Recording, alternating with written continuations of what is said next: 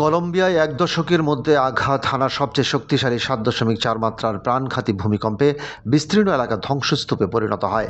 ভূমিকম্পের ভয়াবহতা দেখে ব্রায়ান ওসোরিও জুলুয়াগা মোটরসাইকেল থামিয়ে ক্যালি শহরের ধসে পড়া ৫তলা একটি আবাসিক ভবনের দিকে দ্রুত ছুটে যান। লা তোরেস দেল মেলোনোর নামের বিশালাকার ভবনটি মুহূর্তের মধ্যে ধসে পড়লে এর বাসিন্দা এবং আশপাশের প্রতিবেশীরা আতঙ্কে রাস্তায় বেরিয়ে আসেন।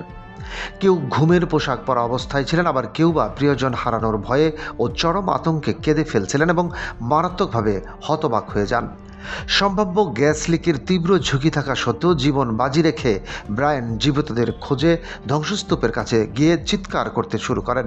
আশপাশের সবাইকে চুপ করার অনুরোধ জানানোর পর চারপাশের সবাইকে চুপ থাকার অনুরোধ জানানোর পর ধ্বংসস্তূপের নিচ থেকে হঠাৎ একটি ফিসফিসানির মতো অত্যন্ত ক্ষীণ শব্দ ভেসে আসে।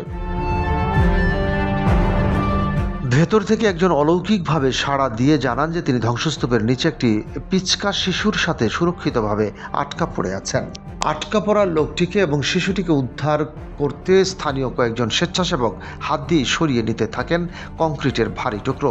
উদ্ধার অভিযানে বাধা হয়ে দাঁড়ায় বিশালাকার একটি কংক্রিটের ভারী স্ল্যাব, যা অনেক চেষ্টা করেও একপাশে সরিয়ে ফেলা সম্ভব হচ্ছিল না। স্বেচ্ছাসেবকদের যৌথ প্রচেষ্টায় স্ল্যাবটি সামান্য উপরে তুলে শিশুটির দিকে যাওয়ার পথ অত্যন্ত সাবধানে পরিষ্কার করে দেওয়া হয়।